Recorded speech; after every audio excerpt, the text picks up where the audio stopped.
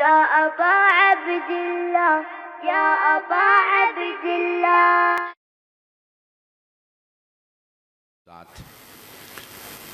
العابد المؤيد والرسول المسدد المصطفى الأمجد المحمود الأحمد أعني أبا القاسم محمد.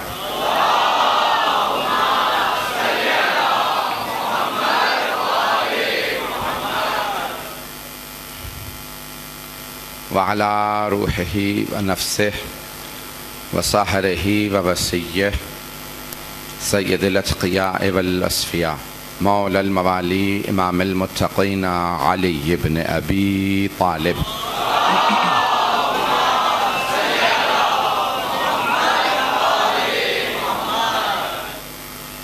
وعلى أوصيائه لا سيما بقية الله في الأرضين روحي وأرواح العالمين لتراب مقدمه الفداء واللعنة الدائمة على أعدائهم أجمعين من الآن إلى قيام يوم الدين. أما بعد فقد قال الله الحكيم في كتابه الكريم بسم الله الرحمن الرحيم وجعلنا منهم أئمة يهدون بأمرنا لما صبروا وكانوا بآياتنا يوقنون. صدق الله العلي العظيم. صلوات.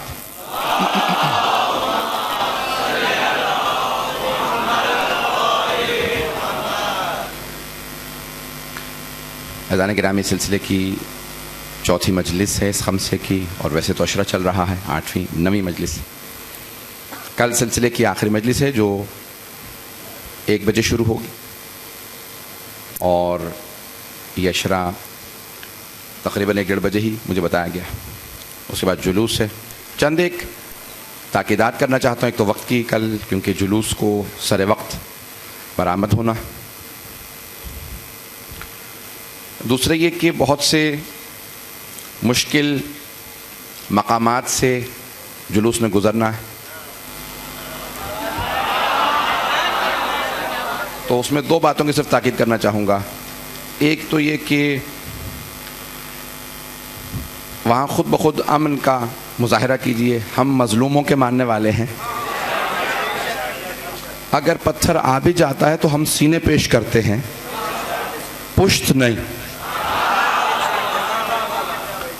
اور دوسری بات یہ ہے کہ اس وقت ممکن ہے کہ شاید خدا نہ کرے کسی مسجد سے بھی پتھر آ جائے. بے شک مسجد سے ہی پتھر آ جائے، ہم واپس مسجد پہ پتھر پھینکتے نہیں ہیں. تو ہماری طرف سے مسجدوں پہ پتھر نہیں جانے چاہیے. تو اس لیے اپنے احساسات جذبات پہ پورا قابو رکھیں. اور نعرے صرف اہل بیت کے ہونے چاہیے وہاں. تو وہاں اوروں کے ہمیں تذکرے کی ضرورت نہیں ہے. بات واضح ہو رہی ہے. خاص طور سے مجھے نوجوانوں سے، جوانوں سے، اپنے بچوں سے یہ بات تاکید کرنی ہے. جب وہاں سے گزریں گے تو وہاں نعرے علی علی اور حسین حسین کے ہونے چاہیے. اور بھرپور انداز سے ماتم کیجئے. یہ جو آپ ماتم کے لیے ہاتھ اٹھاتے ہیں نا، یہ آپ کے سینوں پہ نہیں لگتا.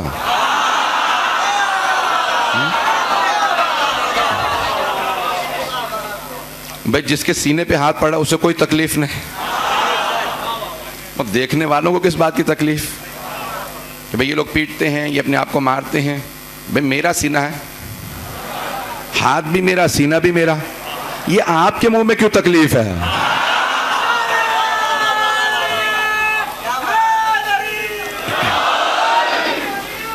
تو بہرحال وہاں پہ صبر و تحمل کے ساتھ ہمیں ان تمام مراحل سے گزرنا ہے. اور سب کے سب اپنے اس جلوس کو جس طرح سے ہمیشہ سے جلوس رہا کرتے ہیں. ہمیں بتایا گیا ہے کہ کل جو انتظامیہ نے اندازہ لگایا ہے کہ ابھی جو صرف افراد بیٹھے تھے کل رات کی مجلس میں، انہوں نے کہا کہ جو گاڑیوں میں تھے ہمیں اندازہ نہیں ہے، 45 سے 50 ہزار صرف جو افراد سڑکوں پہ تھے.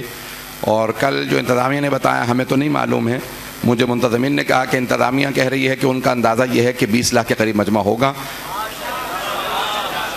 تو میں صرف یہی درخواست کروں گا کہ انتظامیہ سے بھی کوآپریٹ کریں. میں نے جملہ کسی مقام پہ کہا تھا، ظاہراً جعفر تیار میں، مجھے اس وقت ذہن میں نہیں کس مقام پہ، جملے کو دہراؤں گا کہ حتیٰ یہ جو ہمارے پولیس والے یا انتظامیہ میں رینجرز ہیں یا دوسرے افراد جو جلوسوں کی حفاظت کرتے ہیں، انہیں بھی کسی ماں کی دعا ہے اس لیے حفاظت کرتے ہیں.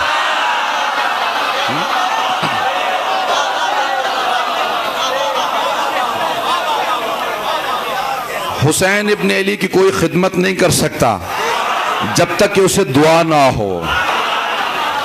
تو عزیزان گرامی، اس لیے جو حفاظت کر رہے ہیں وہ ہمارے لیے آئے ہیں، ان کے ساتھ کوآپریٹ کریں، چاہے وہ کوئی بھی ہو۔ اور جو جلوسوں کے منتظمین ہوتے ہیں وہ بھی آپ ہی کی خدمت کے لیے آئے ہیں، ان کے ساتھ بھی کوآپریٹ کریں۔ تبرک دینے والے بھی جو لوگ آتے ہیں، سب کے سب محبت کے ساتھ لوگوں کو پتہ چلے کہ حسینی کیسے ہوتے ہیں، تو بہت منظم انداز سے۔ دوسری بات کی جو تاکید کرنا چاہتا ہوں بچوں کے لیے، خاص طور سے نوجوانوں کے لیے، تعلیم جو ہے وہ اہل بیت علیہ السلام کے ماننے والوں کا شیوا رہا ہے، تو تعلیم حاصل کریں۔ اور تعلیم بہت سے افراد غربت کی وجہ سے نہیں حاصل کر سکتے، بہت سے لوگوں کے ذہن تعلیم میں نہیں چلتے، لیکن ہنر ضرور سیکھیں۔ پھر اگر تعلیم میں آگے نہیں بڑھ سکتے تو ہنر ضرور سیکھیں۔ آپ کے اندر مہارت ہونی چاہیے، معاشرے کی ضرورت بن جائے، ہر مہارت آپ میں ہونی چاہیے۔ علی والے ہمیشہ ہر کام میں ماہر ہوتے ہیں، تو آپ کے اندر ہنر ہونا چاہیے۔ ہر طرح سے اس معاشرے کو بہتر بنائیے، اور کوئی بھی کام کریں، مزدور بھی ہو تو آدمی کہے بھائی شیعہ مزدور بلانا، ایماندار ہوتا۔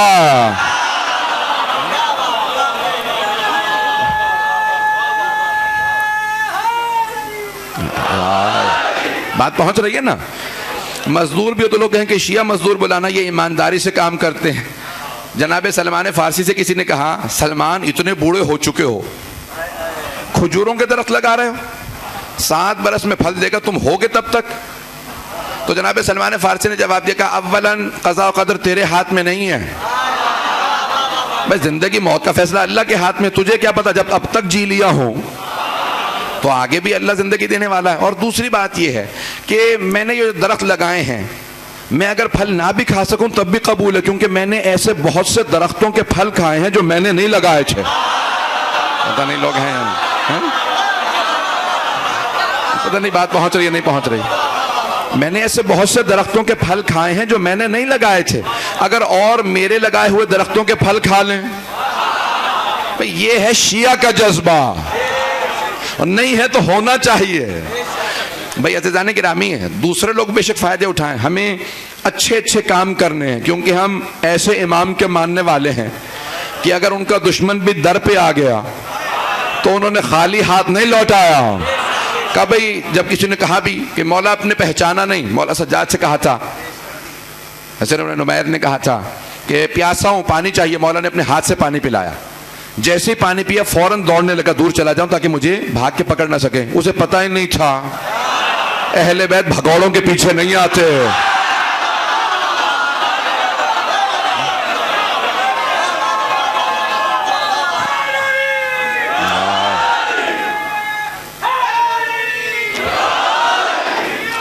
توجہ ہے جانے کے نام ہے؟ تو دور جب بھاگ گیا، دور چلا گیا، تو وہاں سے آواز دے کے کہنے لگا، اے سید سجاد آپ نے مجھے پہچانا نہیں؟ مولا نے کہا نہیں، میں نے پہچان لیا تھا، وہ امام ہی نہیں مانتے ہم، نہیں کہ ہم ایسے کو امام ہی نہیں مانتے کہ اگر اس کے سامنے کوئی برقعے میں بھی آ جائے نا اور مرد ہو، اگر بات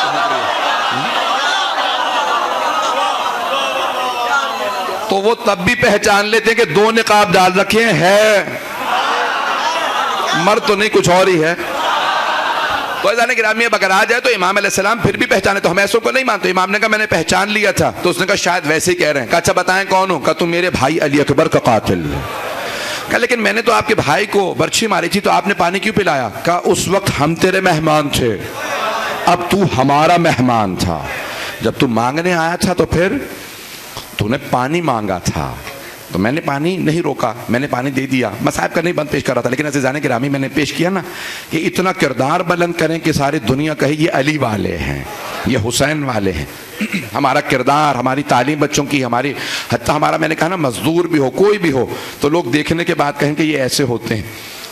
ایک زمانہ تھا کہ میں ملکوں کے نام لینا مناسب نہیں ہوتا، یہ مشرق وسطیٰ کے بعض ممالک میں اکثر ہمارے پاکستانی، وہاں پہ 2-3 ایسے ممالک ہیں جہاں سب پاکستانی ہی، چاہے ٹیکسی ڈرائیور ہوں کچھ ہو، سب پاکستانی ہوتے تھے۔ تو ایک دن ان کے شیخ نے پوچھا کیا بات ہے ٹیکسیاں نظر نہیں آ رہی آج، بہت کم ہیں؟ کہا اکثراً ہمارے پاس جتنے بھی ٹیکسی ڈرائیور ہیں وہ سب پاکستانی ہیں، اور زیادہ تر ہمارے پٹھان بھائی ہیں تو کہا کہ بھئی تو آج کیا ہے ایسا، کیوں چھٹی کی سب نے؟ کہا آج عاشورہ ہے۔ سارے مجلس میں کہیں کہیے کیا مطلب سب شیعہ ہیں؟ کہا ہاں اتنی محنت یہی کر سکتے ہیں، نہیں ہے مجمع۔ بھئی اسی پاکستان کے وزیر اعظم نے جب جانے کے بعد امریکہ میں تقریر کی تھی تو امریکیوں سے کہا تھا ان شیعوں سے نہ لڑنا، ان میں شہادت کا جذبہ اوروں سے زیادہ ہے۔ امریکیوں نے پوچھا کیا آپ شیعہ ہیں؟ کہا میں شیعہ نہیں ہوں لیکن مجھے شیعہ کافی معلوم ہے۔ کا جذبہ زیادہ کیوں ہوگا؟ کیونکہ یہ کربلا کے ماننے والے ہیں۔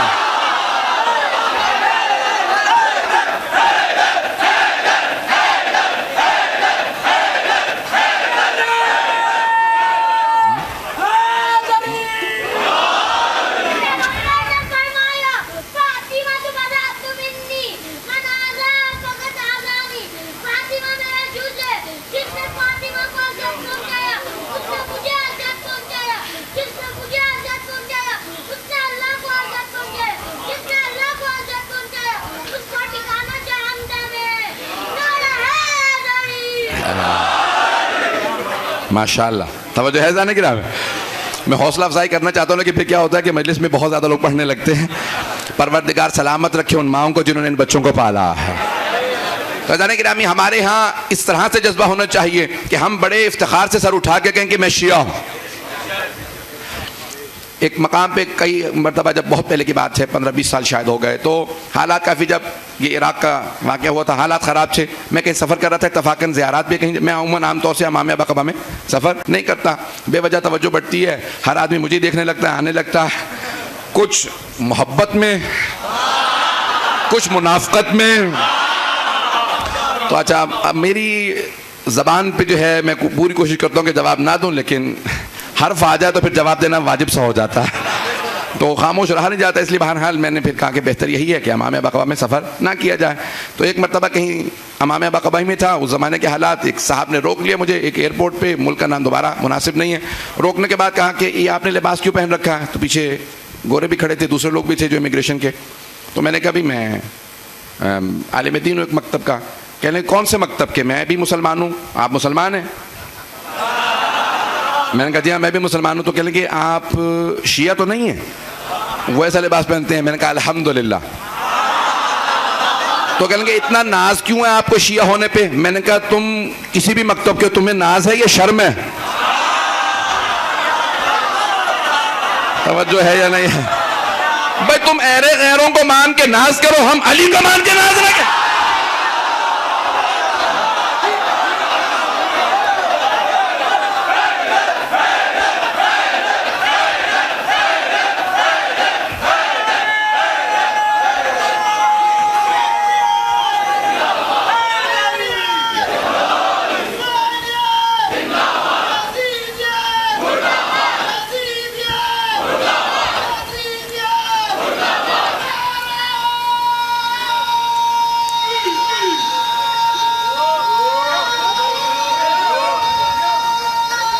ماشاءاللہ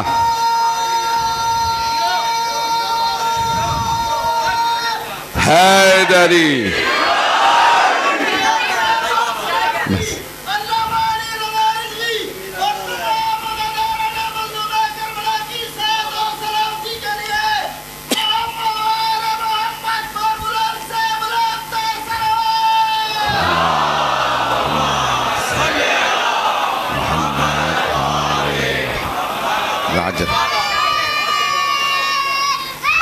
حیدری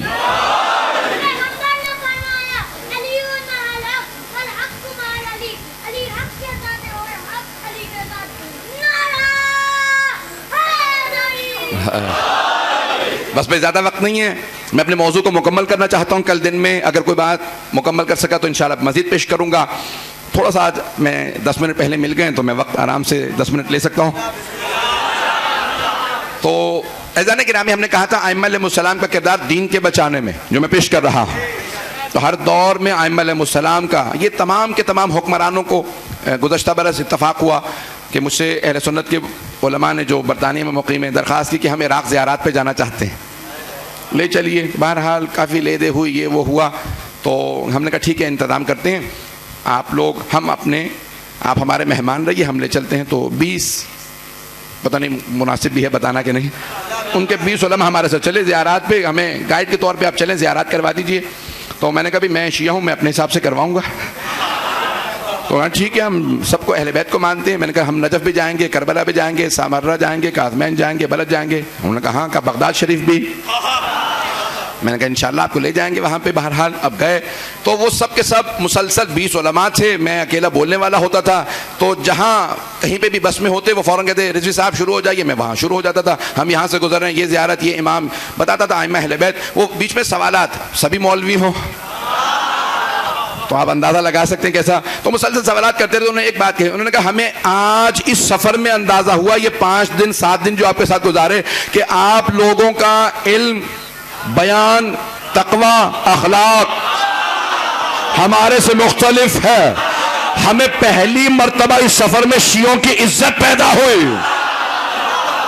میں تمام کے تمام انتظامیہ کے لوگوں سے کہوں گا جس محبت سے آپ لوگ بندوبست کرنے آتے ہیں نا, ذرا ساتھ سفر کریں, آپ کو اندازہ ہو. ائمہ علیہ السلام کو پوری تاریخ میں کردار ہے. تو وہاں پہ ایک عالم نے سوال کیا تھا, ہمارے موضوع سے متعلق ہے. ابھی یہ کیا بات تھی, اس زمانے کے حکمران, یہی لفظ مناسب ہے, تو اس زمانے کے حکمران یہ اتنا کیوں ائمہ علیہ السلام, ائمہ اہل بیت, ان کو کیوں زہر دیتے تھے, انہیں کیوں مارتے تھے, کیوں ظلم کرتے تھے, زندانوں میں رکھتے تھے. تو میں نے کہا ان سب نے کربلا دیکھ لی تھی. انہیں یہ پتا چل گیا تھا کہ 72 کے ساتھ بھی قیام کر دیتے ہیں, 72 کے ساتھ بھی, 72,000 نہیں, توجہ ہو, 72 کے ساتھ بھی قیام کر دیتے ہیں. ان 72 میں بچے بھی تھے. تو کہا وہ سب دیکھ چکے تھے, تو اس لیے سب کو ایک خدشہ رہتا تھا. تو ائمہ علیہ السلام سے, اچھا میرا ایک سوال ہے, اس کو غور سے سنیے گا, میں آج امام رضا علیہ السلام کے عنوان سے جواب پیش کرنا چاہتا ہوں. چل رہے ہیں سب, سارا مجمع ہے نا میرے ساتھ. تو عزیزان گرامی, یہ اس زمانے میں بحث تھی, آج بھی ہے, کہ بھئی یہ تمام کے تمام لوگ جب ساری امت نے بیعت کر لی, زور اس بات پہ کیوں کہ ائمہ اہل بیت بیعت کریں. بات واضح ہوئی ہے. سب زور یہ لگاتے تھے کہ آپ بیعت کر, نہیں کرتے تھے, جنگیں ہوتی تھی, مارتے تھے, زہر دیتے تھے, کہ ائمہ بیعت نہیں کرتے. بات واضح ہو رہی ہے. تو ان لوگوں کا زور کیوں تھا, حکمرانوں کو کہوں گا, اور کوئی لفظ استعمال نہیں کرنا چاہتا, خلفاء بھی کہہ سکتے ہیں کیونکہ بنو امیہ کے خلیفہ کہا جاتا ہے, خلفائے بنو امیہ, خلفائے بنی عباس. زور اس بات پہ کیوں تھا کہ بھئی ائمہ اہل بیت بیعت کریں. بھئی جب سب نے بیعت کر لی کافی ہے, کہ نہیں یہ بیعت کریں. وہ بیعت کرتے نہیں تھے, پھر یہ زہر دے دیتے, زندانوں میں رکھتے, ظلم کرتے, کربلا ہوتی, سب کچھ ہوتا. کیوں زور تھا؟ وہ بھی جانتے تھے ساری امت بیعت کر لے کچھ نہیں ہوتا جب تک آل محمد تائید نہ کریں. پتہ نہیں لوگ پہنچ رہے نہیں پہنچ رہے. آل محمد علیہ السلام بھی جانتے ہیں کہ ہم تائید اگر کریں تو الہی تائید ہے, تو اس لیے وہ تائید نہیں کرتے تھے. بات واضح ہو رہی ہے. تو اب یہ چھٹے امام علیہ السلام کا جو دور تھا, اس کے بعد پورے حجاز میں, عراق میں, ایران میں, لبنان, سب جگہ شیعہ پھیل چکے تھے. آج بہت سے لوگ سوال کرتے ہیں, پھر یہ اگر شیعہ مذہب حق ہے تو پھر شیعہ اکثریت میں کیوں نہیں دنیا میں؟ 20 سے 25% شیعہ کیوں ہیں؟ پوری دنیا میں 2 ارب مسلمان ہیں اور 40-45 کروڑ شیعہ. تو اکثریت میں کیوں نہیں ہے؟ جس زمانے میں چند لاکھ آبادی تھی, حجاج ابن یوسف ثقفی نے 80,000 شیعوں کو تحقیق کیا. چند لاکھ آبادی میں 80,000 شیعہ. یہ کون تھا؟ بنی عباس کا سپہ سالار تھا, گورنر تھا. اس کے بعد ابو مسلم خراسانی نامی ایک آدمی ہے جس نے 4 لاکھ افراد کو شہید کیا. تھا خراسان کا, ایرانی تھا, لیکن بنی عباس کا. تو عزیزان گرامی, جہاں چند لاکھ آبادی تھی وہاں شیعوں کو اس طرح سے مارا گیا. یہ آج اگر 40-50 کروڑ دنیا میں شیعہ ہے نا, تو یہ بھی دعائے جناب سیدہ ہے. جتنا ہمارا خون بہایا گیا ہے, اور تم ہمیں تبلیغ کی فرصت دے دو, پابندیاں نہ لگاؤ, مجلسیں ہونے دو, جلوس ہونے دو, نکاح ٹوٹنے کے فتوے نہ لگاؤ, لوگوں کو مجلسوں میں آنے دو, پھر ہم بتائیں گے تم بھی بیٹھو ہم بھی بیٹھتے ہیں. میں طنز نہیں کر رہا ہوں.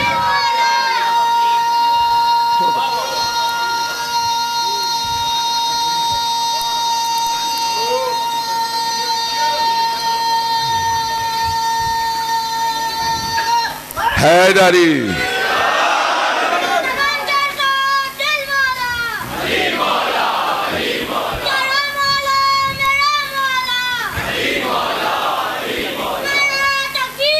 اللہ اکبر یا رسول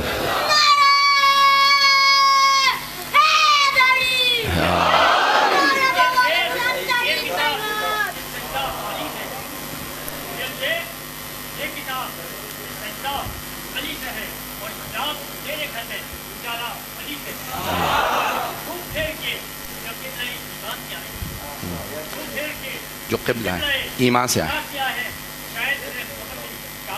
علی سے ہے. توجہ رہے گا جانے گرام؟ بس بھائی وقت نہیں ہے، سب کے سب اب بیچ میں سب کے سب مجمع کی توجہ میرے ساتھ رہے. میرے تمام بزرگوں کے لیے بھی دعا کرتے رہیے گا. اچھا جانے گرام، جناب سیدہ کا سایہ قائم و دائم رہے سب پہ.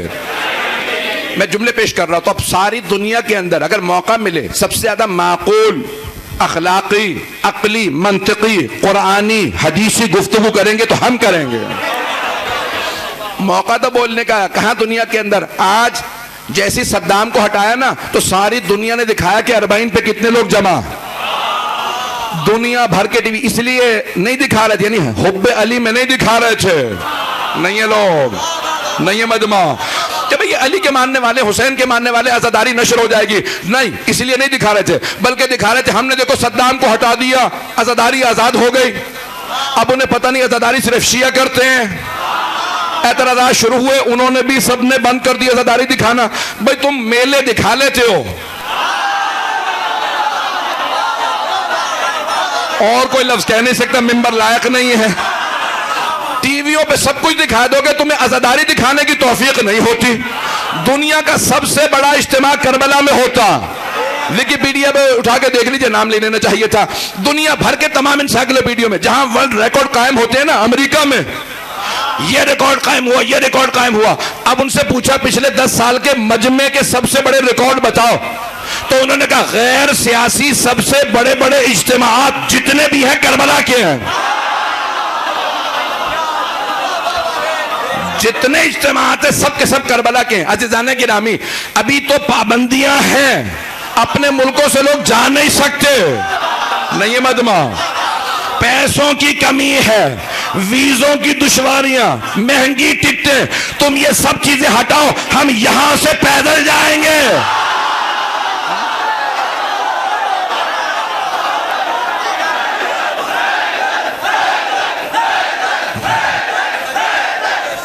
ہے یہ نا؟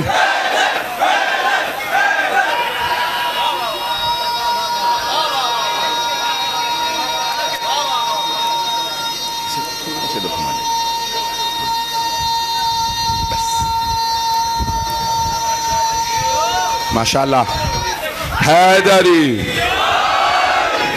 چلیے گا نا عزیزان کرام؟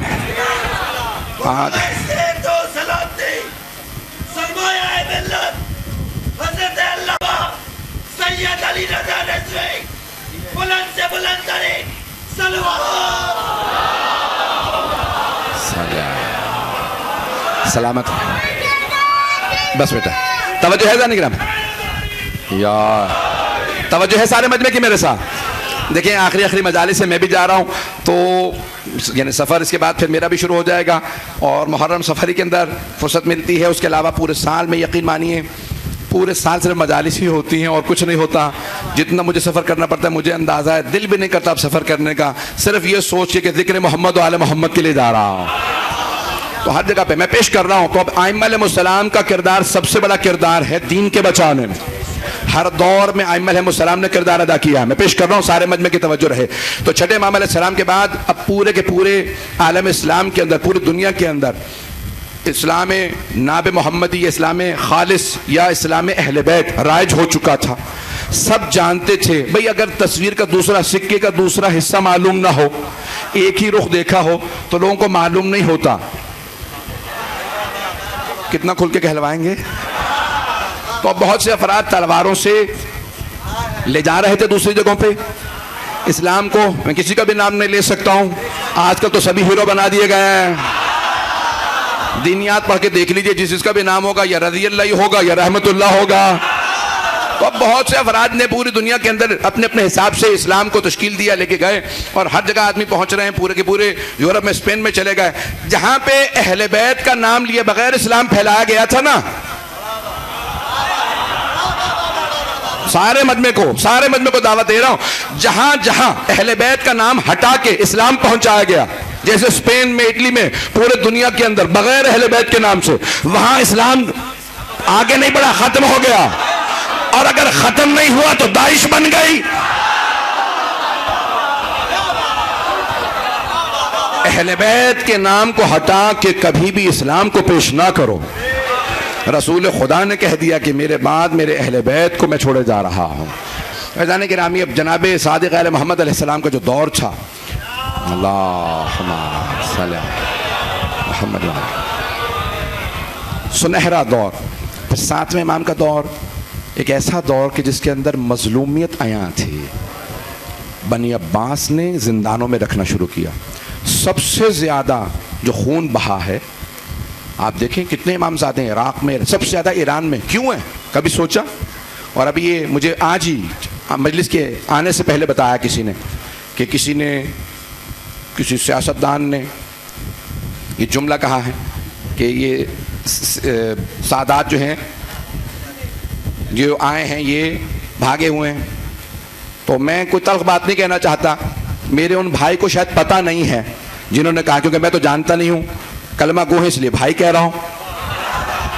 تو بھائی رسول خدا بھی مکے سے مدینے گئے تھے، نہیں ہے، رسول خدا بھی مکے سے مدینے گئے تھے۔ جب جان کا خطرہ ہوتا ہے جان بچانا واجب ہے، نہ تمہارے بڑے ہمارے خون بہاتے، نہ ہم وہاں سے یہاں آتے۔ ایک جملہ سنیے گا، جملہ کے بغیر میں نہیں رہ سکتا بھائی، نہ جنہیں تم مانتے ہو نہ وہ ہمارا خون بہاتے، نہ ہم ہند کی سرزمین پہ آتے، اس وقت پاکستان تو تھا نہیں۔ تو اس پورے ہندوستان پہ جہاں آج پاکستان میں ہند ہے، سندھ ہے، پنجاب ہے، کشمیر ہے، یہ جو بزرگ سادات کے روزے ملتے ہیں نا، یہ اسی زمانے میں آئے جب وہاں مارا جا رہا تھا۔ پیغمبر مکے سے مدینے گئے تھے اللہ کے حکم سے، سادات اہل بیت کے حکم سے یہاں آئے تھے۔ بات مکمل نہیں ہوئی ہے، اب آپ بولیں گے، جو نہیں بولے گا کل سے مجلس میں نہ آئے۔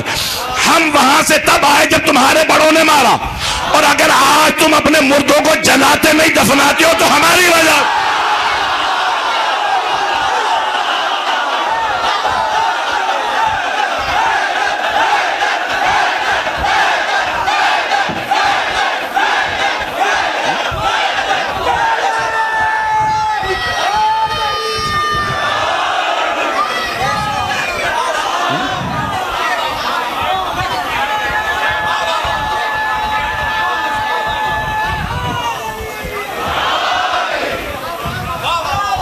اگر کسی کو بات بری لگی ہو تو معذرت، میرا عقیدہ یہی ہے، معذرت کر لوں گا، عقیدہ نہیں بدلوں گا۔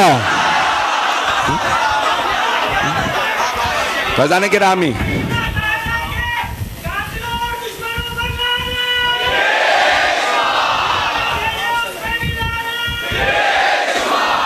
مجمع توجہ ہے، فیضان گرامی ہے مجمع میرے ساتھ؟ تو عزیزان گرامی، یہ تمام کے تمام دنیا بھر کے اندر اگر آپ کو آج اسلام اہل بیت مل رہا ہے تو یہ ائمہ علیہ السلام کی نسلیں ہیں جو اسلام لے کے گئے ہیں۔ چند برس پہلے میرا انڈونیشیا، ملیشیا جانے کا اتفاق ہوا، تو وہاں پہ بھی وہاں کے مقامی جو لوگ شیعہ ہوئے تھے انہوں نے مجھے دعوت دی، میں گیا ملنے کے لیے، تو ترجمہ کیا جاتا تھا ملے زبان کے اندر، ان کے لیے ملے تو میں نے کہا بھئی آپ لوگ کب کتنی نسلوں سے ہیں؟ کہ ہم تو ابھی شیعہ ہوئے ہیں، لیکن ہمارے ہاں سادات موجود ہیں۔ تو سید محمد دیباج جو چھٹے امام کے پوتے ہیں، وہ حجاز سے چلے، مدینے سے، عراق میں ایران سے تبلیغ کرتے ہوئے پورے ہند سے ملیشیا تک گئے۔ آج وہاں ان کا روزہ، بادشاہ کو تبلیغ کی، بادشاہ نے کہا کہ میں نے آپ کے جد محمد مصطفیٰ کا دین قبول کیا، آپ کی دعوت پہ آپ یہاں رک جائیں۔ کہا نہیں، مجھے پھر تبلیغ کے لیے آگے جانا۔ کہا نہیں، ہم چاہتے ہیں یہاں پہ رک جائیں۔ انہوں نے اپنی بیٹی سے شادی کی، وہیں پہ سادات کی نسل چلی۔ کب؟ 8ویں امام کے زمانے میں 6 امام کے پوتے گئے تھے، پتہ نہیں بات پہنچ رہے نہیں پہنچ رہے. اب وہاں پہ بھی سادات موجود ہیں. یہ پوری دنیا میں کتنے اللہ نے، جب یہاں حدیث میں ایک جگہ پہ مقام پہ موجود ہے کہ جب پیغمبر اور امام سے بتایا گیا کہ یہ آپ کے ماننے والے ہیں کہ پروردگارا انہیں پھیلا دے، نہیں یہ لوگ انہیں پھیلا دے، اور ایک جگہ اشارہ کر کے کہا وہ آپ کے دشمن ہیں. انہوں نے ہاتھ اٹھا کے کہا پروردگارا انہیں یہی رکھ، نہیں یہ مجمع. پوچھنے والے نے پوچھا مولا یہ عجیب بات کر دی کہ دشمن ایک ہی جگہ رہیں، چاہنے والے پھیل جائیں. مولا نے کہا جو جاتا ہے نا وہ اپنا عقیدہ ساتھ لے کے جاتا، دشمن نفرت پھیلائیں گے، دوست محبت.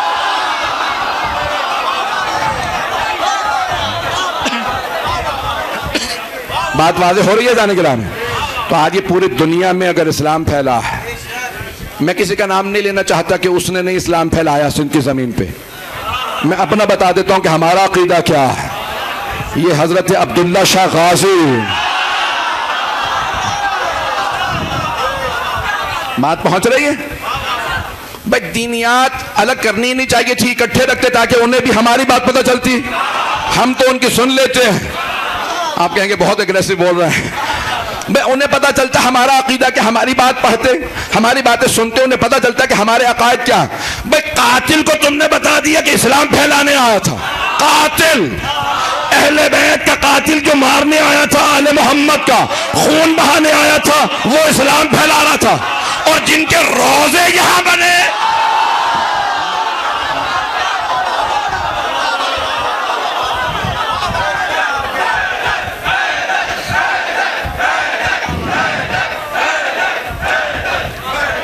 بات پہنچ رہی ہے. مجھے نہیں معلوم پھر دوبارہ آنا نصیب ہونا ہو، لیکن بات پہنچانا چاہتا ہوں. یہ جن کے روزے بنے، جن کی وجہ سے اسلام پھیلا، ان کا کہیں نام ہی نہیں ہوتا.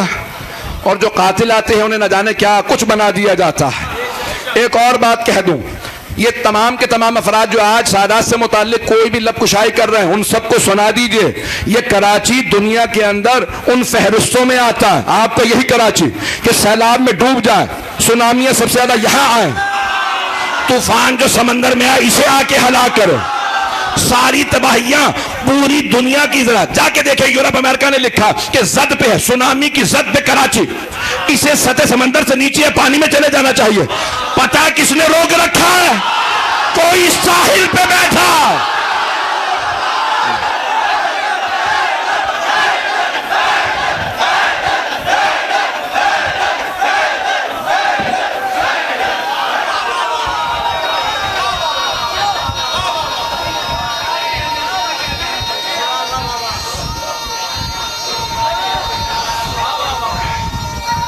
حیدری،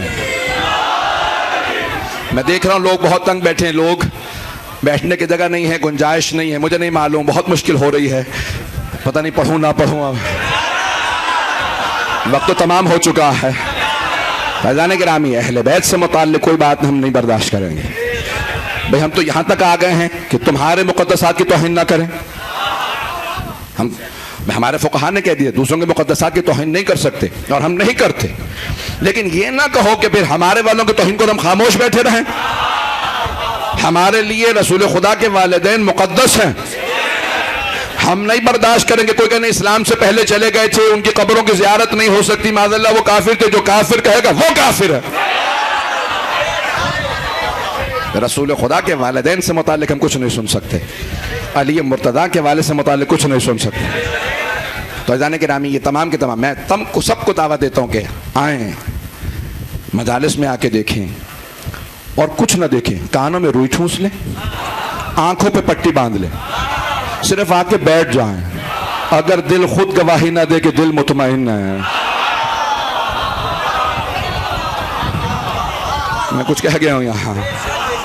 آئیں، آپ کو سکون ملے گا تو اسی فرش عذاب پہ ملے گا. بس بھائی میں دیکھ رہا ہوں تو اب یہ 7ویں امام علیہ السلام کا دور، 8ویں امام کا دور بڑا اختناق کا دور تھا. کتنے وہاں پہ آپ کو امام کے ائمہ کے بیٹے بیٹیوں کے روزے ملیں گے، عراق میں، مصر میں، اس کے علاوہ مراکش میں، ایران میں، اور خود دوسری اسٹیٹس میں چلے جائیے آپ جو روس سے آزاد ہوئی. اسی سرزمین پہ کتنے یہ روزے ہیں. یہ سب اس زمانے میں.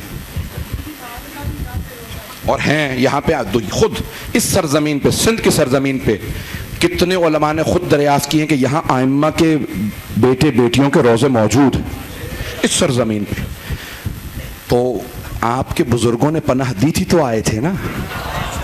تو اب عقیدوں کو نہ بدلو. یا عزیزان گرامی، یہاں اہل بیت علیہ السلام نے آنے کے بعد سب پہ کرم کیا. اہل بیت علیہ السلام نے خود کہا وہاں چلے جاؤ، وہاں پہ پروان چڑھو گے. تو کبھی بھی اہل بیت کی توہین کوئی نہ کرے. اہل بیت کی توہین، عزیزان گرامی، اب یہ 7ویں امام کا دور، جملہ پیش کر رہا ہوں. ہارون الرشید نے سوال کیا، کہا کہ آپ کو فرزند رسول کیوں کہا جاتا ہے؟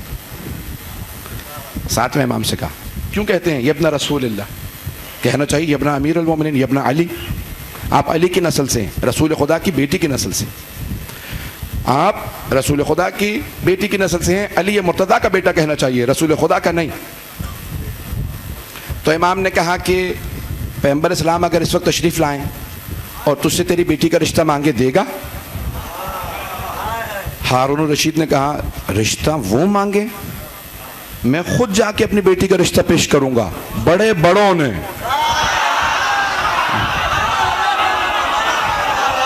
بیٹیوں کے رشتے خود پیش کیے پیغمبر اسلام کو. میں خود رشتہ لے کے جاؤں گا، میں انتظار نہیں کروں گا. تو امام نے کہا لیکن ہم رشتہ نہیں دیں گے. کہا آپ رسول خدا کو نہیں؟ کہا کیونکہ وہ کبھی رشتہ مانگیں گے نہیں. توجہ ہو. کہا کیوں نہیں مانگیں گے؟ سب سے باعظمت تو آپ ہی کا خاندان ہے. نہیں پہنچا سکا. بس سب سے باعظمت آپ کا خاندان. کہا کیونکہ چاہے بیٹے کی نسل ہو یا بیٹی کی، اپنا ہی خون ہے. نہیں ہے مجمع. بیٹے کی نسل بھی محرم ہوتی ہے، بیٹی کی بھی. توجہ ہو. دونوں نسلیں محرم ہیں، اس لیے ہم رسول خدا کی نسل ہیں، وہ رشتہ نہیں مانگیں گے. کہ کوئی قرآن سے دلیل ہے؟ امام نے کہا ہاں. اٹھا قرآن دیکھ، اللہ کہہ رہا ہے کہ ابراہیم کی وَإِنَّ مِن ذُرِّيَّتِ، بے شک ابراہیم کی ذریت میں اسماعیل و اسحاق و یعقوب و یوسف. اللہ قرآن میں کہہ رہا ہے بے شک ابراہیم کی ذریت میں اسماعیل بھی ہیں، اسحاق بھی ہیں، یعقوب بھی ہیں، یوسف بھی ہیں. پھر اللہ کہتا ہے ایوب بھی ہیں، یونس بھی ہیں، و موسیٰ و عیسیٰ. نہیں ہے مجمع. کہ اللہ نے کہا عیسیٰ بھی ابراہیم کی ذریت میں. بتا عیسیٰ کے باپ کا نام کیا؟ اس نے کہا اللہ نے جناب عیسیٰ کو بغیر باپ کے خلق کیا تھا. تو کہا پھر ابراہیم کی نسل سے کیسے؟ کہ مریم ماں کی طرف سے. 4000 سال کے فاصلے سے اگر عیسیٰ ماں کی طرف سے ابراہیم کی ذریت ہو سکتے ہیں تو ہم تو رسول خدا کی ڈائریکٹ بیٹی کی.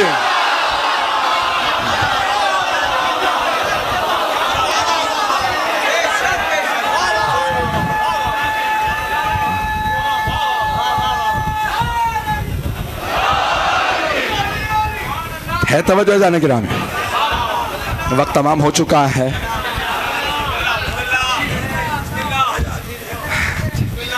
تو اب یہ کہہ رہے ہیں کہ بیاج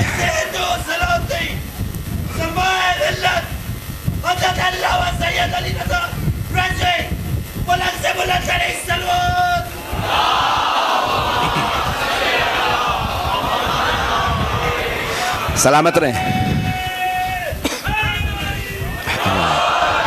زیادہ وقت لے لوں گا، آپ کی محبتوں کی نظر چند جملے کر رہا. کچھ دیر کے لیے چلیے گا آپ. تو 7ویں امام کے جو دور تھا، امام علیہ السلام نے مسلسل تعارف کروایا خاندان اہل بیت کا. اور ایک مرتبہ خود امام روضہ رسول کے ساتھ نماز پڑھ رہے تھے مسجد نبوی کے اندر. تو نماز مکمل کی زیارت پہ آئے تو ہارون الرشید نے آ کے کہا السلام علیکہ یا ابن عم، اے ہمارے چچا کے بیٹے آپ پہ سلام ہو. سارا مجمع کہنے کا رہے یہ رسول خدا کی چچا کی اولاد ہے. تو امام 7ویں امام علیہ السلام نے کہا السلام علیکہ یا جدہ، یہ ہمارے جد رسول خدا آپ پہ سلام ہو. کہ تم تو چچا کی نسل سے ہو، مینی کی نسل سے. آج یہی تو جھگڑا چل رہا ہے، وارث وہی ہوتا ہے جو نسل سے ہو. پتہ نہیں لوگ ہے یا نہیں. اگر بات پہنچ گئی ہو اس زیادہ کھل کے تو جانے گا وارث علوم آل محمد کے عظمت، یہ پوری دنیا میں پیغام. 8ویں امام کے چند جملے پھر اور پیش کر دو. 8ویں امام کے دور میں مجلس کو مجلس کہا گیا. زیادہ زحمت دے دوں گا، میں جانتا ہوں آپ لوگ سب تھک چکے ہیں. تو 8ویں امام کے زمانے میں اس سے پہلے مجالس ہوتی تھیں، خود ہی اہل بیت اور ان کے خاص خاص شیعہ مجالس کرتے، اور کئی جگہوں پہ ابتدائی دور میں تو مصائب بھی نہیں پڑھے جاتے تھے، صرف نام لیتے تھے اور روتے تھے ابتدائی دور میں۔ چھٹے، پانچویں اور چھٹے امام کے دور سے خاص طور سے پھر مصائب شروع ہوئے، اور روایات ہیں، میں کیونکہ وہ اس میں نہیں جانا چاہتا۔ تو چھٹے امام کے زمانے میں آپ نے کہا کہ بھئی تم اشعار کی شکل میں ہمارے جد کے کچھ مصائب پڑھو، جسے آپ لوگ آج مرثیہ بھی کہتے ہیں۔ تمام زبانوں میں آپ دنیا میں چلے جائیں تو آپ کو شاعری کی شکل میں اہل بیت کے مصائب ملیں گے۔ اسی کو چھٹے امام نے رائج کیا۔ ہر امام کا ایک دور ہے، اور آٹھویں امام کے دور میں اس لفظ مجلس کو مجلس حسین کے لیے استعمال کیا گیا۔ تو اب کہ فرش عزا کا اہتمام کیا جائے، کیونکہ اب شیعہ اتنے مضبوط ہو چکے تھے۔ ادوار تھے نا، کچھ ایسے دور تھے جہاں مجلس پہ پابندی تھی، اور پھر بعد میں بھی پابندیاں رہیں خاص خاص علاقوں میں، جیسے آج بھی ہے۔ آج بھی آپ بہت سے ملکوں میں چلے جائیں، مجلس نہ پڑھ سکتے ہیں نہ سن سکتے ہیں، خاموشی سے اگر مجلس کر لیں تو کر لیں۔ پھر بھی بہت اچھے حالات ہیں پاکستان میں کہ آپ کھول کے مجالس کر رہے ہیں، یہاں پہ ہزاروں کا مجمع اور کل لاکھوں کا جلوس کے اندر مجمع۔ تو عزیزان گرامی، یہ پھر بھی پروردگار کا بڑا کرم ہے کہ ذکر سید الشہداء ہمیں کرنے کی آزادی ہے، اور اس آزادی کو سلب نہ کیا جائے۔ جہاں جہاں پہ عزاداری روک دی جاتی ہے وہ ملک اجڑ جاتے ہیں، وہ حکومتیں اجڑ جاتی ہیں جو پابندیاں لگاتی ہیں۔ اور آج افریقہ کے بہت سے ممالک کے اندر اگر عزاداری رائج ہو رہی ہے، انہوں نے خود اس کے اثرات دیکھے دنیا بھر کے اندر۔ تو اب آٹھویں امام کے زمانے میں سب سے زیادہ جو آٹھویں امام کے زمانے میں کام ہوا وہ مناظرے تھے آٹھویں امام کے۔ وہ خود نہیں کیے، مامون، ہارون کا بیٹا تھا مامون رشید جو قاتل ہے آٹھویں امام کا، ہارون ساتویں امام کا قاتل تھے۔ تو مامون رشید جو ہے وہ امام کو معاذ اللہ نیچا دکھانے کے لیے مناظرے رکھواتا تھا، بڑے بڑے قابل لوگوں کو، علماء کو دعوت دیتا، مناظرہ رکھو۔ ایک مناظرہ بھی اگر شیعوں کے امام ہار گئے تو پوری زندگی شیعوں کو تانے دوں گا، تم کہتے ہو تمہارے امام علم لدنی کے مالک ہیں، وہ مناظرے میں ہار گئے یا جواب نہیں دے سکے۔ 1.5 برس مسلسل مناظرے کرواتا رہا ایران میں امام رضا کے، اسے اندازہ ہی نہیں ہو رہا تھا کہ یہ سب شیعہ ہو جائیں گے۔ پتہ نہیں لوگ ہیں یا نہیں ہیں، پتہ نہیں لوگ ہیں یا نہیں ہیں۔ میرے سارے بھائی، میرے بزرگ، میرے بچے سنیں گے غور سے۔ اب آپ نے خود کہہ دیا، میں تو مکمل کر چکا تھا، تو میں آٹھویں امام کا تھوڑا سا کنٹریبیوشن پیش کرنا چاہتا ہوں۔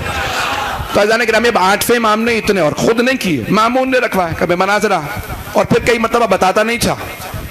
ایک مرتبہ دعوت دی اس نے تمام دنیا کے تمام بڑے بڑے علماء کو، خود سے کہا، اپنے وزیر سے فضل ربی سے کہا بھئی دعوت دو، جتنے دنیا کے بڑے ادیان ہیں، یہودیوں کے سب سے بڑے جو عالم ہیں، چیف ریبائی کہا جاتا ہے، اس کو دعوت دو۔ عربی میں کہتے ہیں رأس الجالوت، اور جو آرچ بشپ عیسائیوں کا، اسے کہا جاتا ہے اسقف اعظم عربی میں۔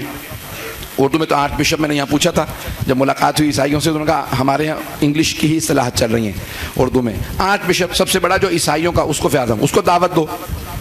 اور جو سابعین یعنی جو ستارہ پرست ہیں، جو پارسی آگ پرست، ہندو، جتنے ادیان ہیں سب کے بڑے بڑے، سنیں گے اب؟ پورا مناظرہ نہیں سناؤں گا، 2 جملے سن لیجیے، اس میں مجھے بہت ٹائم لگے گا۔ اس کا انگریزی میں ترجمہ میں نے خود کیا ہے، اس لیے مجھے پتا ہے۔ فیضان گرامی، امام کا مناظرہ، اس نے کہا کہ بھئی سب بڑے بڑے علماء سے کو اپنی اپنی کتابیں لے کے آئیں، اور اپنے ساتھ اپنے قابل ترین شاگرد لے کے آئیں۔ یہ اتنے مناظرے جیت چکے ہیں، تیاری کے ساتھ آنا، عام آدمی نہیں ہے۔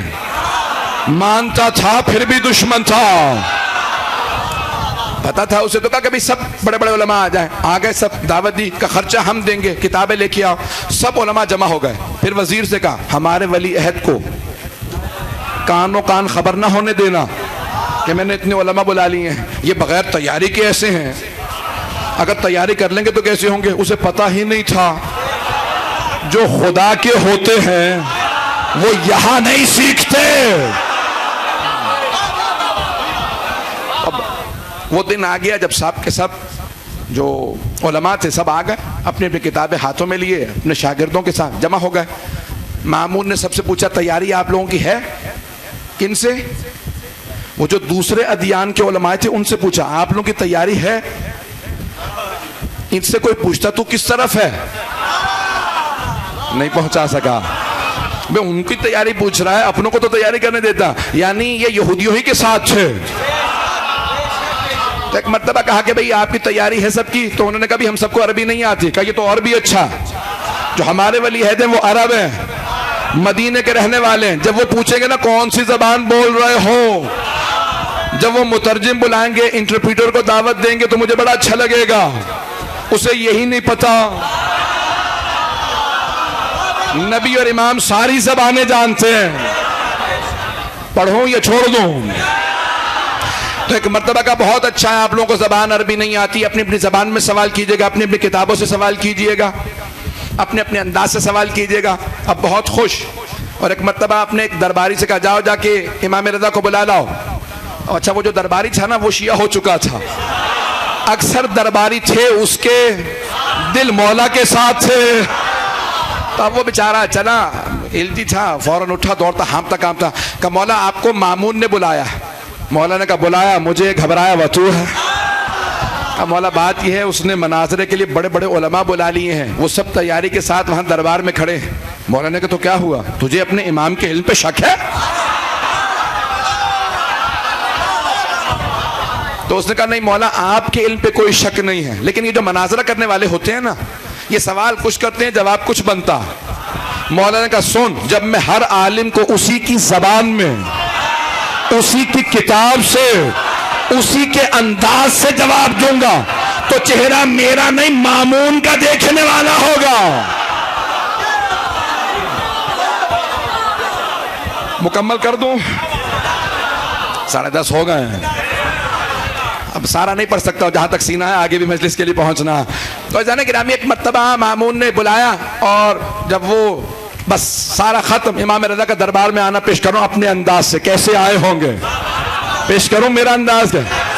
میرا دل کہتا ہے امام نے ایک مرتبہ ولایت کی قبا اوڑی ہوگی, امامت کی ابا اوڑی ہوگی, عصمت کا امامہ سر پہ رکھا ہوگا, تولا کی تسبیح لی ہوگی, تبرہ کا ڈنڈا لیا ہوگا.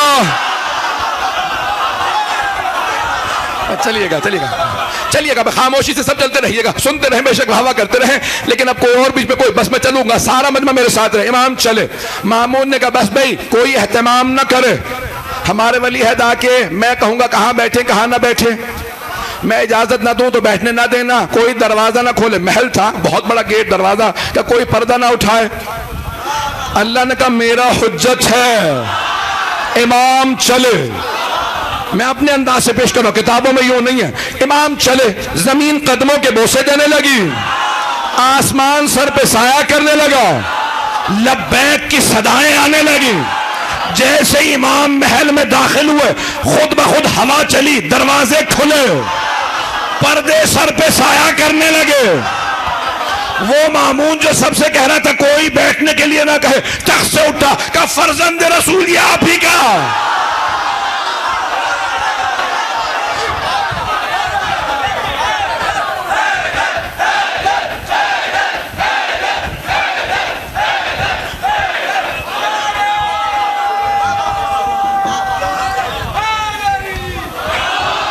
بس بھئی وقت نہیں. امام نے کہا تیرے تخت پہ نہیں بیٹھوں گا, میرے لیے ممبر لگوا دے. پتہ نہیں لوگ ہیں یا نہیں.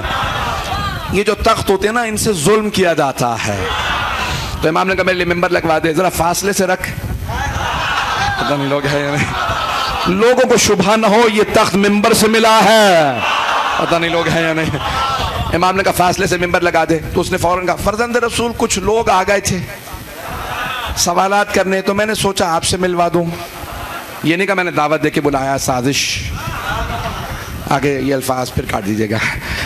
تو کہا کہ فرزند رسول کچھ لوگ آئے سوالات کرنے, ہم نے سوچا آپ کو دعوت دی جائے, آپ سوالوں کے جواب دے دیں. مولانا نے ایک مرتبہ مجمع کو دیکھا, مجمع پہ ہیبت طاری ہو گئی. امام کا چہرہ جلال, چہرے پہ نور, آنکھیں امام کی بہت بڑی بڑی تھی. امام قداور ایک مرتبہ امام ابا قبا میں تھے. امام نے مجمع کو دیکھا, سب نے نظریں جھکا لیں. اللہ دین حق کو ہمیشہ بالا رکھتا.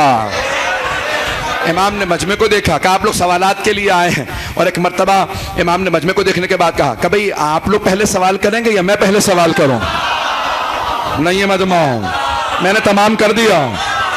اب وہ سب ایک دوسرے کو دیکھنے لگے، اتنا اعتماد ہے انہیں اپنے علم پہ کہ پہلے یہ سوال کریں گے پہلے ہم۔ تو عیسائی نے کہیں کہہ دیا فرزند رسول ہم تو بہت زیادہ لوگ ہیں، تو ہم ایک ایک کر کے سوال کریں تو بہت وقت گزر جائے گا، کیوں نہیں آپ ہی ہم سے ایک ایک سوال کر لیتے؟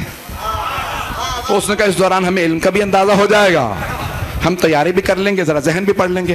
اسے یہ نہیں پتا پہلے ہی سوال میں ڈھیر کر دیں گے، پتہ نہیں مجمع چلے گا نہیں چلے گا، ہے نا مجمع؟ تو عیسائی نے کہا فرزند رسول آپ ہی سب سے ایک ایک سوال کر لیجیے، ہم لوگ تو بہت زیادہ ہیں۔ امام نے کہا اچھا پھر میرا پہلا سوال آپ ہی سے ہے۔ توجہ ہو، دعوت آپ نے دی ہے تو سوال آپ سے۔ اب وہ تیاری کر کے فوراً شاگردوں کے ساتھ کھڑا، کیا سوال ہے؟ امام نے کہا یہ بتا کہ حضرت عیسیٰ کو مانتے ہو؟ کہا مانتے ہی حضرت عیسیٰ کو۔ کہا کیا مانتے ہو؟ کہا ہم انہیں اللہ کا بیٹا مانتے ہیں، ابن اللہ عربی میں کہتے ہیں، انگریزی میں کہتے ہیں سن آف گاڈ، اللہ کا بیٹا۔ تو امام نے کہا میں حضرت عیسیٰ کو مانتا ہوں لیکن میں انہیں اللہ کا بندہ اور رسول مانتا ہوں، بندہ اور رسول مانتا ہوں، بیٹا نہیں۔ تو اس نے کہا نہیں ہمارے دین کی تو بنیاد یہی ہے کہ عیسیٰ ابن اللہ ہیں، اللہ کے بیٹے ہیں، بندے نہیں ہیں، بیٹے ہیں۔ امام نے کہا ٹھیک ہے، میرا سوال ہے یہ بتاؤ حضرت عیسیٰ بہت اچھے تھے، نیک تھے، نبی تھے، رسول تھے، عبادتوں میں پیچھے تھے، نماز روزے کے چور تھے۔ اسے آگ لگ گئی، اس نے کہا کہ آپ کو کس نے عالم کہہ دیا مسلمانوں کا؟ وہ عیسیٰ جن کے لیے پوری زندگی کسی نے دن میں دسترخوان نے بچھایا، رات میں بستر نے بچھایا، پوری رات تہجد میں رہتے تھے، دن میں روزے سے، آپ کہتے ہیں وہ نماز روزہ نہیں کرتے تھے؟ مامون بھی پریشان، یہ کہاں سے بات لے کے آ رہے ہیں؟ امام نے کہا اچھا تو تم مانتے ہو وہ نماز روزہ کرتے تھے؟ اس نے کہا ہاں حضرت عیسیٰ پوری زندگی تہجد پڑھتے رہے، بچپنے سے تہجد پڑھتے تھے، پوری زندگی روزے رکھے۔ امام نے کہا تو پھر سن، نماز روزہ ہے عبادت، عبادت کرنے والا عبد ہوتا ہے، ابن نہیں، بندگی کرنے والا بندہ ہوتا ہے، بیٹا نہیں۔ امام نے کہا میں نے سوال پوچھ لیا، تیرے سوال کی باری۔ کچھ دیر سوچ رہا تھا پھر کہنے لگا آپ نے سوال لگ چھوڑا ہی کہاں، ہمارے دین کی تو بنیاد ہی ابن اللہ ہونا ہے، آپ کسی اور سے سوال کر لیجئے۔ امام نے گھنٹے سے اوپر چلا گیا، میں ہمیں پہنچنا، پھر انشاءاللہ زندگی رہی تو کسی اور موقع پہ۔ بہت اصل میں ابتدائی جو ساری گفتگو پیش کی اس میں وقت نکل گیا ہے اب، تو اس لیے مناظرہ بہت لمبا، میں 1 گھنٹے 1.5 گھنٹے میں مکمل نہیں کر سکتا۔ یا پھر چلیں ایک جملہ سن لیجیے، ذرا یہودیوں سے متعلق سن لیجیے۔ تو امام علیہ السلام نے ایک مرتبہ یہودیوں کا رخ کیا، کہا او یہودیوں، یہ تم لوگ جناب موسیٰ داؤد تک سارے انبیاء کو مانتے ہو، بعد والے انبیاء کو کیوں نہیں مانتے؟ تو ان کے چیف رہبر نے کہا کیونکہ جناب موسیٰ نے جو معجزات دکھائے بعد والے انبیاء نے ویسے معجزات نہیں دکھائے۔ امام نے کہا اچھا ہمارے قرآن میں جناب موسیٰ کے 2 معجزات کا تذکرہ ہے، ید بیضا، جیب میں ہاتھ ڈال کے نکالتے تھے اس سے نور نکلتا تھا، دوسرا عصا تھا، زمین پہ پھینکتے اژدہا میں بدل جاتا تھا۔ کہا ہم بھی یہی 2 معجزات مانتے ہیں۔ امام نے کہا یہی 2 معجزات مانتے ہو؟ کہا ہاں۔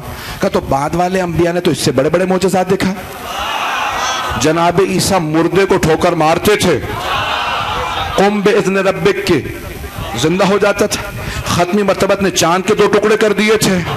توجہ ہو، تو اس نے کہا نہیں لیکن یہ معجزات ہم نے خود نہیں دیکھے، ان کے ماننے والوں نے بتائے ہیں۔ یہ تو عیسائیوں نے مسلمانوں نے بتائے ہیں کہ جناب عیسیٰ کے جناب رسول خدا کے ایسے معجزات تھے۔ امام نے کہا اچھا تو جناب موسیٰ کے معجزات تو نے خود دیکھے؟ توجہ ہو، اب پڑھوا آپ رہے ہیں۔ تو اس نے کہا کہ نہیں خود تو نہیں دیکھے جناب موسیٰ کے معجزات، نہ میں نے وہ ید بیضا دیکھا نہ عصا، لیکن مستند کتابوں میں پڑھا۔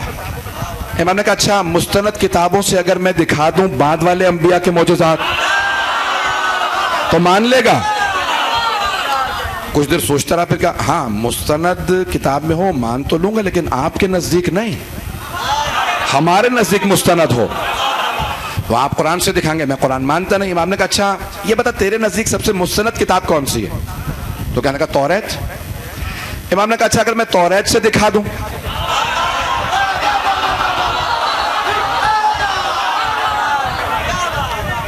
اس نے کہا اگر توریت سے دکھا دے تو مان تو لوں گا. تو اچھا میں جب ترجمہ کر رہا تھا نا تو رات ہو چکی تھی بہت زیادہ, یہ کافی پہلے کی بات. تو اب میرے ذہن میں خیال کبھی توریت زبور انجیل تو تحریف شدہ ہیں, ایسا نہ ہو کہ انہوں نے یہ مناظر یہ جو امام نے حوالہ دیا آیات کے انہوں نے نکال دی.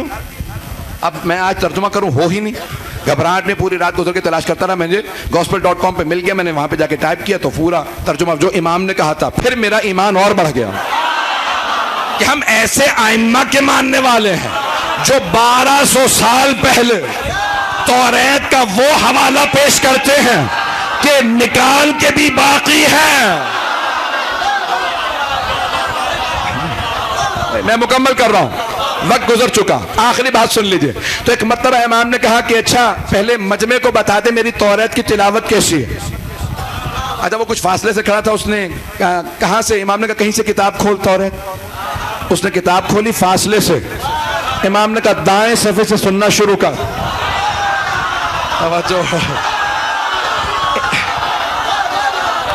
امام نے توریت سنانا شروع کی, وہ بھی عبرانی زبان میں, عربی میں نہیں, ہیبرو میں, عبرانی میں, ان کی زبان میں.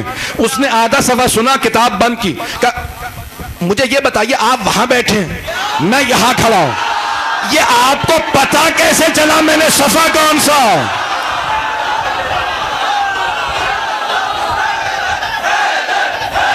ٹائم گزر گیا.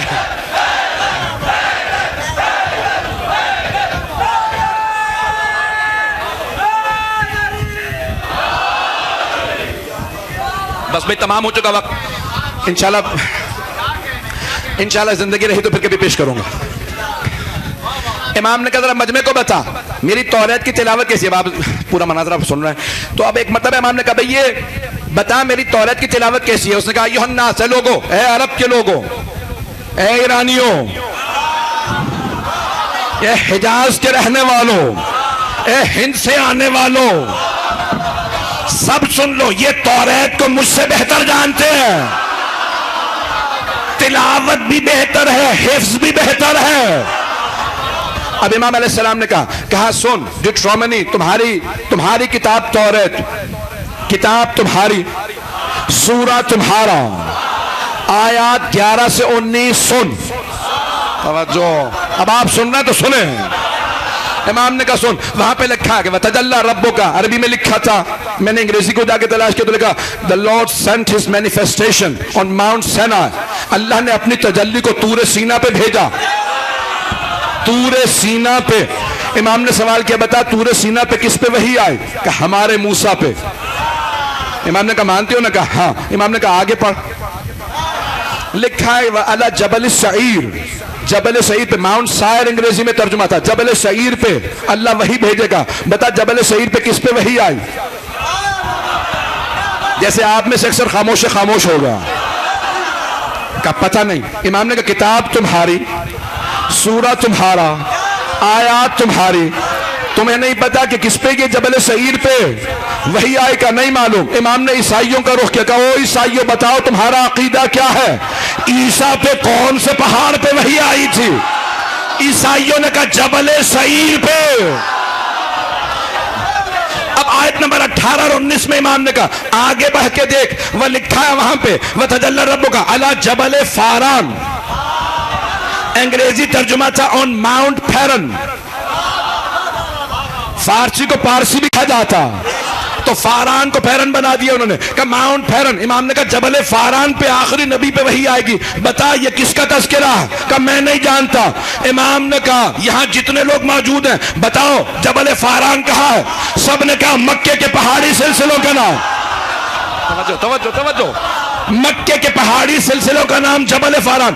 امام نے کہا یہودیوں سن لو, کتاب تمہاری, سورہ ڈیٹرومنی تمہارا, آیت تمہاری, تذکرہ ہمارے نبی کا. لکھا ہے کہ آخری نبی پہ جبل فاران میں وحی آئے گی. سوائے رسول خدا کے کسی نے نہیں کہا کہ جبل فاران کے غار حرا میں.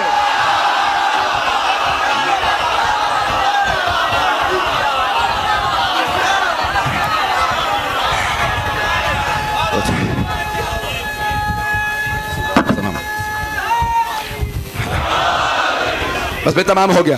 امام نے فرمایا بھائی تمہارے کتاب میں تذکرہ موجود ہے. اب اس نے ایک مرتبہ سوال کیا, کہا دیکھ تو میں نے بھی لیا ہے.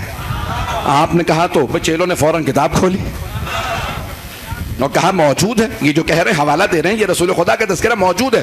تو کہا یہ بتائیے یہ آپ کو سب پتا کیسے ہے؟ کہ بات ختم نہیں ہوئی, آگے بڑھ.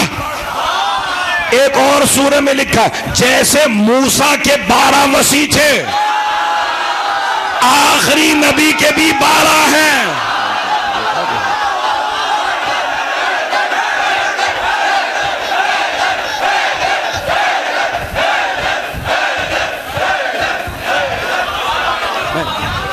بھائی میں مکمل کر چکا ہوں, سارے مجمع کی توجہ, خون جگر دے رہا ہوں. امام نے کہا وہاں لکھا جیسے موسیٰ کے 12, یہ تو قرآن میں بھی ہے. وَبَعَثْنَا مِنْهُمْ 12 نَقِيبًا, 5واں سورہ 12ویں آیت, 5-12 نہ بھلائیے گا. ہم نے بنی اسرائیل میں 12 نقیب بھیجے تھے. توجہ آپ لوگ اس طرح سے سن رہے کہ مجھے پورا خون دینا پڑ رہا ہے. تو اب امام نے کہا موسیٰ کے 12, عیسیٰ کے 12, تو وہاں لکھا جیسے موسیٰ کے 12, آخری نبی کے بھی ویسے ہی 12. کہا میں سب مانتا ہوں. امام نے کہا جو تو کہتا ہے نا کہ بعد والے انبیاء نے ویسے معجزات نہیں دکھائے جیسے موسیٰ نے, تو جو معجزہ کہے گا میں دکھاؤں گا.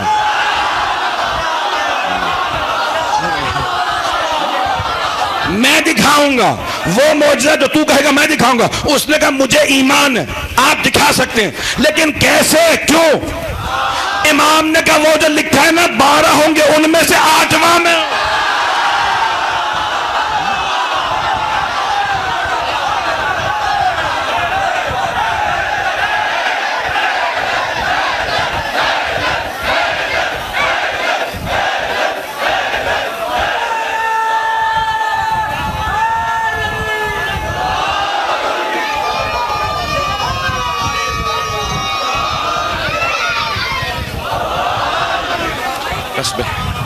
ہے توجہ جانے کے نام ہے. ہم اہل بیت کے ماننے والے ہیں. یہ ائمہ کا کردار ہے کہ جس نے یہودیوں کے مقابلے میں دین بچایا ہے, عیسائیوں کے مقابلے میں دین بچایا ہے. کہیں کسی بھی دین میں چلے جائیے گا وہ سب گواہی دیں گے ہماری کتابوں میں ان کا تذکرہ ہے. عزیزان گرامی میں نے مکمل کر دیا, کسی انشاءاللہ زندگی رہی, اب وقت نہیں رہا. یہ آخری ایام ہیں, یہ ایام عزا کی آخری رات ہے. پروردگارہ یہ آخری رات قرار نہ دے. آپ جانتے ہیں نا شب عاشور کیسی کیفیت تھی بیویوں کی. آج کوئی رونے میں بخل نہ کرے. آج میرے بھائی, میرے بچے, میری بہنیں, میری مائیں, میری بیٹیاں, سب کے سب, کیونکہ آخری شب ہے, ایسے پرسا دیجئے گا کہ وہ جو بقیہ سے بیوی آئی ہیں ان کے رومال میں ہمارے آنسوؤں کو جگہ مل جائے. بس بھائی میں آج چند جملے پڑھنا چاہتا ہوں کہ واپسی پہ کس بی بی کا کیا عالم تھا. تو آج چند جملے جناب زینب کے سن لیجئے کہ آپ جانتے ہیں نا شب عاشور بھی بی بی جناب زینب بیٹوں کو جب تیار کر رہی تھی تو ایک ہی بات دہراتی تھی, میرے شیرو کل جب میدان میں جانا, جنگ کرنا, اگر فرات تک پہنچ بھی جاؤ تو پانی نہ پینا, ماموں کے بچے بہت پیاسے ہیں. جناب زینب کبریٰ نے جب 11 محرم کو بی بی نے کچھ کیا, اسیروں کے قافلے میں بی بی کے ہاتھ بندھے ہوئے تھے پس گردن. جتنا مختصر کر سکتا ہوں کروں گا, بس دیکھتے رہیے گا, نہیں تو آنکھیں بند کر کے چلیے گا کچھ دیر کے لیے. آپ جانتے ہیں نا اونٹنی کی پشت بلند ہوتی ہے, پشت ناقہ سے بی بی نے مقتل میں دیکھا 2 لاشوں پہ نظر پڑی. بی بی نے لاشوں کو دیکھا, آنکھیں بند کر لیں اور دل ہی دل میں کہا اونو محمد الوداع, میرے شیروں ماں جا رہی ہے. جناب زینب نے بیٹوں سے الوداع کیا. جب الوداع کر لیا بی بی چلیں. ایک مرتبہ کربلا سے کوفے آئیں, کوفے سے شام, شام میں رہائی مل گئی. اب پوری دنیا میں پڑھا جاتا ہے نا کہ جب رہائی ملی تھی تو اہل بیت کی بیویاں رو رہی تھی. دنیا میں کسی کو بھی رہائی ملتی ہے وہ خوش ہوتا ہے, لیکن اہل بیت سب رو رہے تھے. جانتے ہیں کیوں؟ کیونکہ 2 وجہ. ایک تو زندان میں رونے نہیں دیا جاتا تھا, اور دوسرے کوئی چھوٹی سی بچی زندان میں رہ گئی تھی.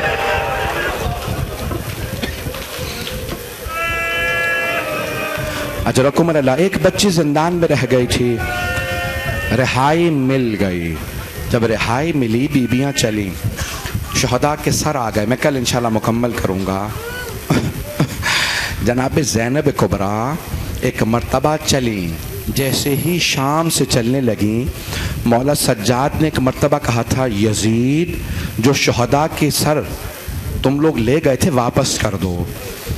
जो पहला सर आया था ना, बड़ा नन्हा सा सर था। जनाब रबाब ने बुरके का दामन फैलाया, कहा लाओ अली असगर का सर मुझे दे दो। जनाब रबाब बहुत तड़प के रो रही थी। बीबी ने एक सवाल किया, अली असगर अब मिसलों का तुनहर, बेटा क्या आप जैसे बच्चों को भी नहर किया जाता है? अली असगर ऊंटों को नहर किया जाता है। बस भाई इतने में एक बहुत खूबसूरत सर आया, बहुत खूबसूरत सर था। जनाब लैला आगे बढ़े, का लाओ अली अकबर का सर मुझे दे दो। बीबी रोने लगी, एक जुमला कहा, अली अकबर बेटा आपके बगैर माँ का जीना बड़ा मुश्किल है। अजरकुम अल्लाह। बस भाई इतने में एक सर आया, उसे नेज़े से नहीं उतारा गया था, उसे थैले से निकाला गया था। पूछा ये किसका सर है? कहा ये अब्बास का सर है। इस सर में इतने गुर्ज लगे थे। अजरकुम अल्लाह, अजरकुम अल्लाह। इतने में एक आदमी 2 सर इकट्ठे लेके आया, आके पूछने लगा, इन 2 सरों की वारिसा कौन है? किसी ने जवाब नहीं दिया। सब बीबियों ने जनाब ज़ैनब को देखा। जनाब ज़ैनब ने सरों को देखा, आंखों को बंद कर लिया, सर झुका लिया। आने वाले ने दूसरा सवाल किया, क्या इन 2 सरों की वारिसा खैमों में जल के मर गई है? अब जनाब फिजा से रहा नहीं गया, कहा ये 2 सर मुझे दे दो, ये मेरी आकाज़ादी के बेटे हैं। एक मर्तबा कहा, बीबी बेटों से विदा तो कर लें। जनाब ज़ैनब कुबरा ने कहा, फिजा में सदका दे के वापस नहीं लेती, मैं अली की बेटी हूं। बस भाई ये बीबियां चली, कल मुकम्मल करूंगा, लेकिन आज 2 से 4 मिनट की और ज़हमत दूंगा। अभी तो काफिला चला है, मदीने वापसी कल मुकम्मल करूंगा। जब काफिला चला कि कैसे मकाम पे आया, जैसे ही ये काफिला, जनाब सैयद सज्जाद ने कहा, फुफी अम्मा सुबह सब बीबियों से कह दें तैयार रहें, हम मदीने वापस चले जाएंगे। सुबह नमोदार हुई।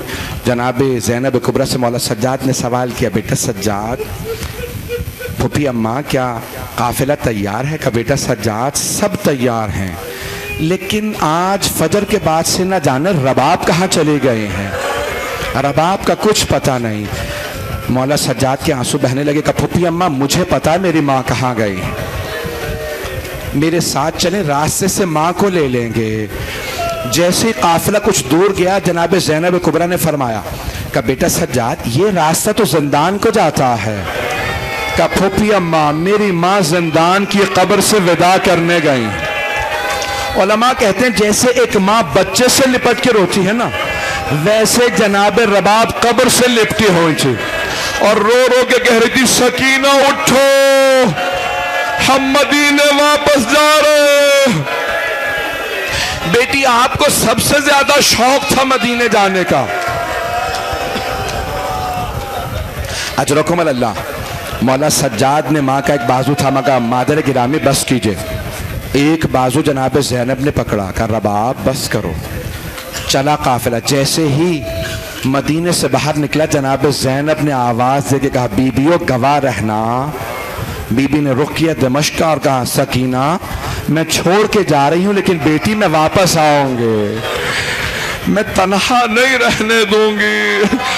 बीबी ने मौला हुसैन से वादा किया था। बस मैं 2 से 4 मिनट की ज़हमत, आखिरी जुमले सुन लीजिए। काफिला चला। एक मर्तबा चहलुम पे जैसे ही करबला पहुंचा, आप जानते हैं ना, अगर किसी घर में कोई वफात पा जाता है तो हर आदमी वारिस को पुरसा देता है। किसी ने मौला सज्जाद को मौला हुसैन का पुरसा नहीं दिया था, किसी ने मौला सज्जाद को न गले लगाया था, نہ کہا تھا مولا آپ کو پرسہ دینے آئے ہیں. جیسے ہی مولا سجاد کربلا پہنچے جناب جابر کو دیکھا, خود ہی آگے بڑھے جناب جابر کو گلے لگایا اور رو رو کے کہنے لگے جابر ہاں ہونا قتل رجالنا, جابر یہاں ہمارے مردوں کو مارا گیا, جابر میرے بابا کا گلا کاٹا گیا, جابر میری پھپھیوں کی چادریں چھینے گئے, جابر میرے گلے میں توق ڈالا گیا. جناب جابر رونے لگے. مولا سجاد نے ایک مرتبہ کہا جابر ذرا کچھ دور چلے جائیے.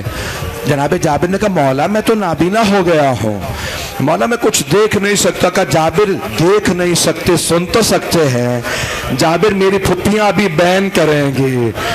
جناب جابر جیسے دور گئے جناب زینب نے آواز دی بھائیا ہم شام سے لٹ کے آئے ہیں, ہماری گودیں خالی ہیں, پاؤں زخمی ہیں.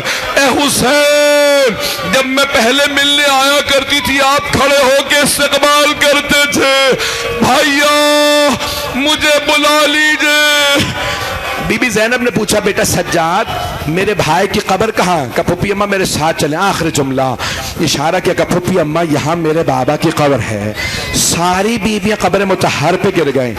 جب سب رو رہی تھی نا مولا سجاد نے دیکھا کہیں کوئی بیوی روتے روتے مر نہ جائے, اپنی پھپھی کا بازو پکڑا. کہا پھپھی اماں بس کیجئے, بیویوں بس کر دو. ایک مرتبہ جناب زینب اٹھی, پوچھا بیٹا سجاد یہ میرے بھائی کے ساتھ والی قبر کس کی ہے؟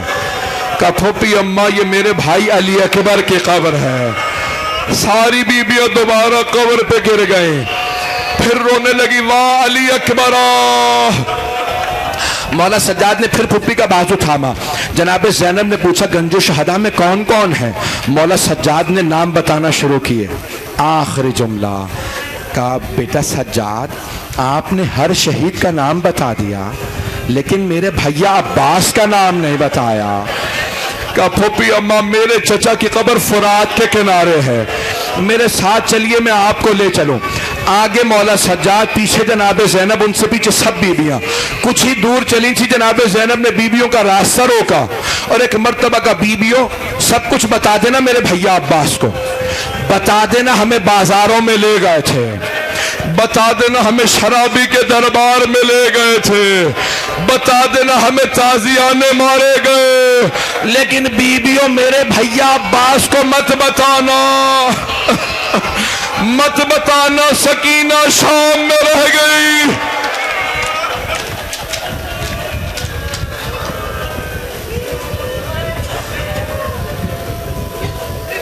الا لعنت اللہ علی القوم الظالمین